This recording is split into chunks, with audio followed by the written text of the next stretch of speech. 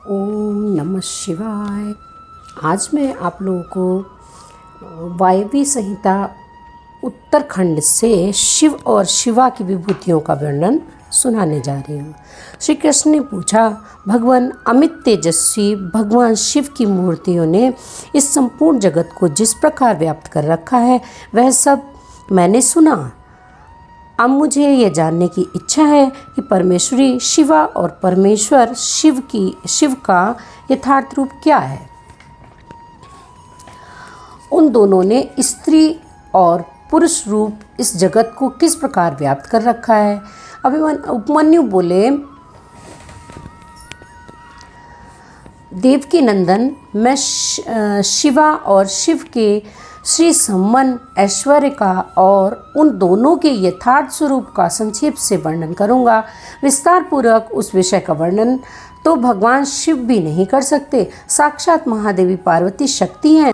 महादेव जी शक्तिमान, उन दोनों की विभूति का लेस मात्र ही इस संपूर्ण चराचर जगत के रूप में स्थित है। यहाँ कोई वस्तु जड़ रूप है और कोई वस्तु चेतन रूप। वे दोनों क्रमशः शुद्ध अशुद्ध तथा पर और अपर कहे गए हैं। जो चिन्मंडल जड़ मंडल के साथ संयुक्त हो संसार में भटक रहा है वही अशुद्ध और अपर कहा गया है। उससे भिन्न जो जड़ के बंधन से मुक्त है वह पर और शुद्ध कहा गया है। अपर और पर चिद स्वरूप है। इन पर स्वभावतः शिव और शिवा का स्वामित्व है। शिवा और शिव के ही वश में यह विश्व है। विश्व के वश में शिवा और शिव नहीं है। यह जगत शिव और शिवा के शासन में है, इसलिए वे दोनों इसके ईश्वर या विश्वेश्वर कहे गए हैं। जैसे शिव हैं वैसे शिवा देवी हैं तथा जैसी शिवा देवी हैं वैसे ही शिव हैं। जिस तरह चंद्रमा और उनकी चांदनी में कोई अंतर नहीं है, उसी तरह शिव और शिवा में कोई अंतर ना समझें। जैसे चंद्रिका के बिना ये चंद्रमा सुशोभित नहीं होते, उसी प्रकार शिव विद्यमान होने पर भी शक्ति के बिना सुशोभित नहीं होते। जैसे ये सूर्यदेव कभी प्रभा के बिना नहीं रहते और प्रभा भी उन सूर्यदेव के बिना नहीं रहती, निरंतर उसके आश्रय ही रहती है, उसी तरह शक्ति और शक्तिमान को सदा एक दूसरे की अपेक्षा होती है। ना तो शिव के बिना शक्ति रह सकती है और ना शक्ति के बिना शिव, जिसके द्वारा शिव सदा देहधारियों को भोग और मोक्ष देने में समर्थ होते हैं। वह आदि अद्वितीय चिन्मय पराशक्ति शिव के ही आश्रित है। ज्ञानी पुरुष उसी शक्ति को सर्वेश्वर परमात्मा शिव के अनुरूप उन अलौकिक गुणों के कारण उनकी समधर्मिणी कहते हैं। वह एकमात्र चिन्मय पराशक्ति सृष्टि धर्मिणी वही शिव की इच्छा से विभाग पूर्वक नाना प्रकार के विश्व की रचना करती है। वह शक्ति मूल प्रकृति, माया और त्रिगुणा तीन प्रकार की बताई गई है। उस शक्ति रूपिणी शिवा ने ही उस जगत का विस्तार किया है। व्यवहार भेद से शक्तियों के 1, 2, 100, 1000 और बहुसंख्यक भेद हो जाते हैं। शिव की इच्छा से पराशक्ति शिव तत्व के साथ एकता को प्राप्त होती है। तब से कल्प के आदि में उसी प्रकार सृष्टि का प्रादुर्भाव होता है। जैसे तिल से तेल का, तदंतर शक्तिमान से शक्ति में क्रियामयी शक्ति प्रकट होती है। उसके विशुद्ध होने पर आदिकाल में पहले नाद की उत्पत्ति हुई, फिर नाद से बिंदु का प्राकट्य हुआ और बिंदु से सदाशिव देव का। उन सदाशिव से महेश्वर प्रकट हुए और महेश्वर से शुद्ध विद्या व वाणी की ईश्वरी है। इस प्रकार त्रिशूलधारी महेश्वर से बागेश्वरी नामक शक्ति का प्रादुर्भाव हुआ, जो वर्णों अक्षरों के रूप में विस्तार को प्राप्त होती है और मात्र का कहलाती है। तदंतर अनंत के समावेश से माया ने काल, नियति, कला और विद्या की सृष्टि की। कला से राहु तथा पुरुष हुए। फिर माया से ही त्रिगुणात्मिका अव्यक्त प्रकृति हुई। उस त्रिगुणात्मक अव्यक्त से तीनों गुण पृथक पृथक प्रकट हुए। उसके नाम सत्व, रज और तम। इनसे यह संपूर्ण जगत व्याप्त है। दो में क्षोभ होने पर उनसे गुणेश नामक 3 मूर्तियां प्रकट हुई। साथ ही महत आदि तत्वों का क्रमशः प्रादुर्भाव हुआ। उन्हीं से शिव की आज्ञा के अनुसार असंख्य अंड पिंड प्रकट होते हैं जो अनंत आदि विद्वेषर चक्रवर्तियों से अधिष्ठित हैं।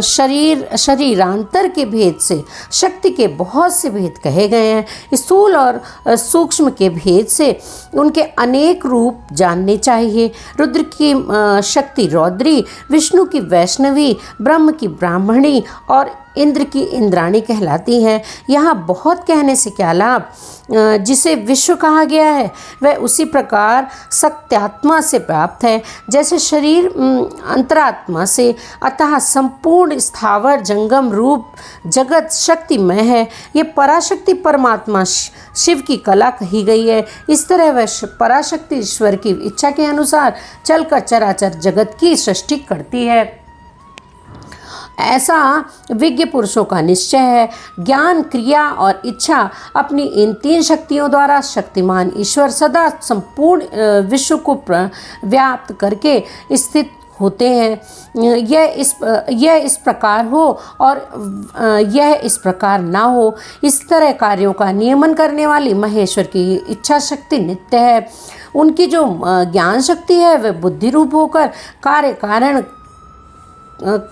कारण और प्रयोजन का ठीक ठीक निश्चय करती है तथा शिव जी को क्रिया शक्ति है तथा शिव जी जो क्रिया शक्ति है वह संकल्प रूपणी होकर उनकी इच्छा और निश्चय के अनुसार कार्य रूप संपूर्ण जगत की क्षण भर में कल्याण कर देती है। इस प्रकार तीनों शक्तियों से जगत का उत्थान होता है। प्रसव धर्म वाली जो शक्ति है वह पराशक्ति से प्रेरित होकर ही संपूर्ण जगत की सृष्टि करती है। इस तरह शक्तियों के संयोग से शिव शक्तिमान कहलाते हैं। शक्ति और शक्तिमान से प्रकट होने के कारण यह जगत शाक्त और शैव कहा गया है।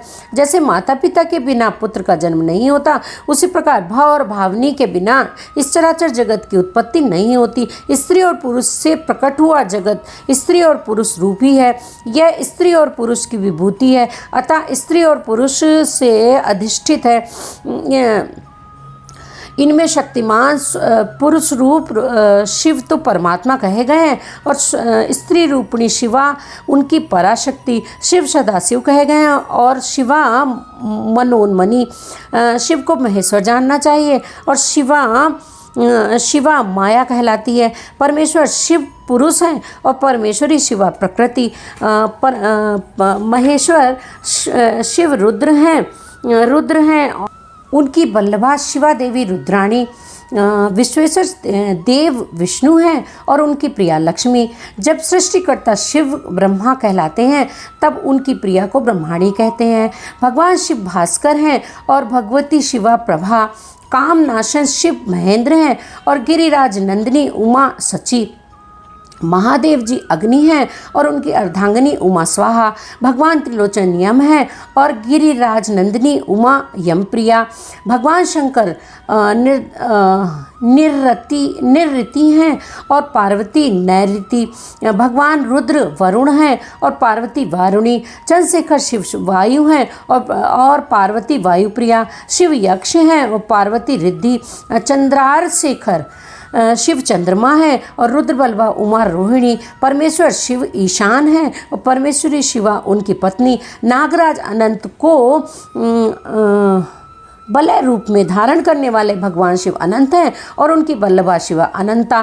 काल शत्रु शिव कालाग्नि रुद्र हैं और काली कालांत प्रिया हैं जिनका दूसरा नाम पुरुष है। ऐसे स्वयंभू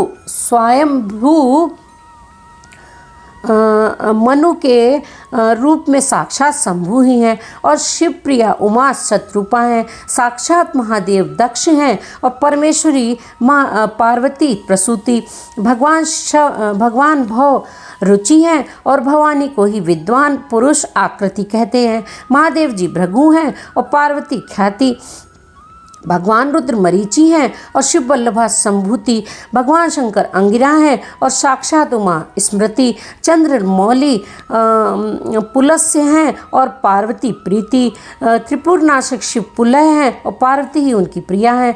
यज्ञ विध्वंसी शिव क्रतु कहे गए हैं और उनकी प्रिया पार्वती सन्नति। भगवान शिव अत्रि हैं और साक्षात उमा अनुसुईया, कालहंता शिव कश्यप हैं और महेश्वरी उमा देव माता अदिति, कामनाशन शिव वशिष्ठ हैं और साक्षात देवी पार्वती अरुंधति। भगवान शंकर ही संसार के सारे पुरुष हैं और माहेश्वरी शिवा ही संपूर्ण स्त्रियां, अतः सभी स्त्री पुरुष उन्हीं की विभूतियां हैं। भगवान शिव विषयी हैं और परमेश्वरी उमा विषय। जो कुछ सुनने में आता है वह सब उमा का स्वरूप है और श्रोता साक्षात भगवान शंकर हैं। जिसके विषय में प्रश्न या जिज्ञासा होती है उस समस्त वस्तु समुदाय का रूप शंकर वल्लभा शिवा एवं स्वयं धारण करती हैं तथा पूछने वाला जो पुरुष है वह बाल चंद्रशेखर विश्वात्मा शिव रूपी है। भव वल्लभा उमा ही भ्रष्टव्य वस्तुओं का रूप धारण करती हैं और दृष्टा पुरुष के रूप में शशिखंड मौली भगवान विश्वनाथ ही सब कुछ देखते हैं। संपूर्ण रस की राशि उमा देवी हैं और उस रस का आस्वादन करने वाले भगवान मंगलमय महादेव हैं। प्रेम समूह पार्वती हैं और प्रीतम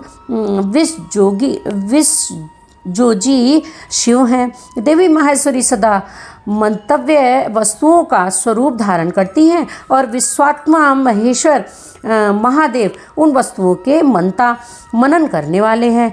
भव वल्लभा पार्वती को दव्य जानने योग्य वस्तुओं का स्वरूप धारण करती हैं और शिशु शशिशेखर भगवान महादेव ही उन वस्तुओं के ज्ञाता हैं। सामर्थ्यशाली भगवान पिनाकी संपूर्ण प्राणियों के प्राण हैं और सबके प्राणों की स्थिति जल रूपणी माता पार्वती हैं। त्रिपुरांतक पशुपति ही प्राण वल्लभा पार्वती देवी तथा पार्वती देवी जब क्षेत्र का स्वरूप धारण करती हैं तब काल के ही काल भगवान महाकाल क्षेत्र रूप में स्थित होते हैं। शूलधारी महादेव जी दिन है तो शूलधारी प्रिया पार्वती रात्रि, कल्याणकारिणी महादेव जी आकाश हैं और शंकर प्रिया पार्वती पृथ्वी, भगवान महेश्वर समुद्र हैं तो गिरिराज कन्या शिवा उसकी तटभूमि है।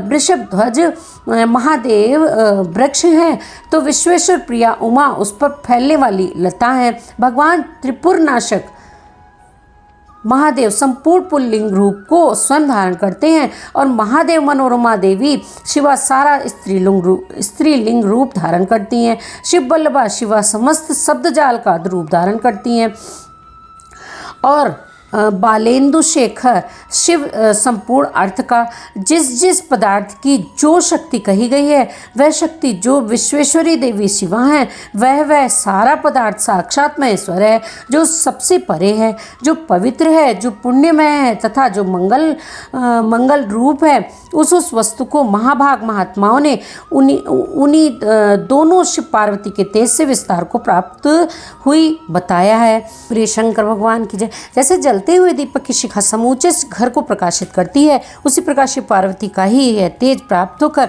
संपूर्ण जगत को प्रकाश दे रहा है। ये दोनों शिवा और शिव सर्व रूप हैं, वो सबका कल्याण करने वाले हैं, अतः सदा ही इन दोनों का पूजन नमन एवं चिंतन करना चाहिए। श्री कृष्ण, आज मैं तुम्हारे समक्ष अपनी बुद्धि के अनुसार परमेश्वर शिवा और शिव के यथार्थ स्वरूप का वर्णन किया है, परंतु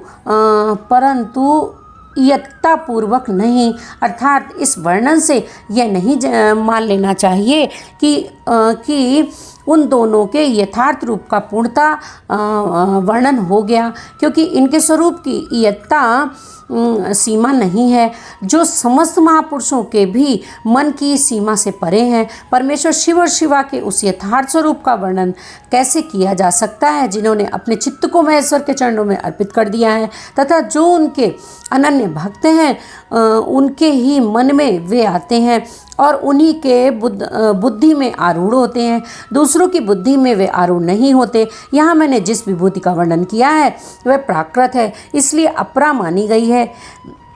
इससे भिन्न जो अप्राकृत एवं परा विभूति है वह गुह है। उनके गुह रहस्य को जानने वाले पुरुष ही उन्हें जानते हैं। परमेश्वरी की यह अप्राकृत परा विभूति वह है जहाँ से मन और इंद्रियों सहित वाणी लौट आती है। परमेश्वर की वही विभूति यहाँ परम धाम है, वही यहाँ परम गति है और वही यहाँ पराकाष्ठा है। जो अपने श्वास और इंद्रियों पर विजय पा चुके हैं वे योगी जन ही होने का प्रयत्न करते हैं। शिवा और शिव ही यह विभूति संसार रूपी विषधर सर्प के डसने से मृत्यु के अधीन हुए मानवों के लिए संजीवनी औषधि है। उसे जानने वाला पुरुष किसी को भी भयभीत नहीं होता, किसी से भी भयभीत नहीं होता। जो इस परा और अपरा विभूति को ठीक ठीक जान लेता है वह अपरा विभूति को लांघकर परा विभूति का अनुभव करने लगता है। श्री कृष्ण, यह तुमसे परमात्मा शिव और पार्वती के यथार्थ स्वरूप का गोपनीय होने पर भी वर्णन नहीं किया गया है, क्योंकि तुम भगवान शिव की शक्ति के योग्य हो। जो शिवा ना हो, शिव के उपासक ना हो और भक्त भी ना हो, ऐसे लोगों को कभी शिव पार्वती की इस विभूति का उपदेश नहीं देना चाहिए। यह वेद की आज्ञा है। अतः अत्यंत कल्याण में श्री कृष्ण, तुम दूसरों को इसका उपदेश ना देना। जैसे योग्य पुरुष हो उन्हीं से कहना, अन्यथा मौन ही रहना। जो भीतर से पवित्र और शिव का भक्त और विश्वासी हो वह यदि इसका कीर्तन करे तो मनोवांछित फल का भागी होता है। यदि पहले के प्रबल प्रतिबंधक कर्मों द्वारा प्रथम बार फल की प्राप्ति में बाधा पड़ जाए तो भी बारंबार साधन का अभ्यास करना चाहिए। ऐसा करने वाले पुरुष के लिए यहाँ कुछ भी दुर्लभ नहीं है। इस प्रकार वायव्य संहिता में अध्याय 4 पूरा हुआ। बोलिए शंकर भगवान की जय।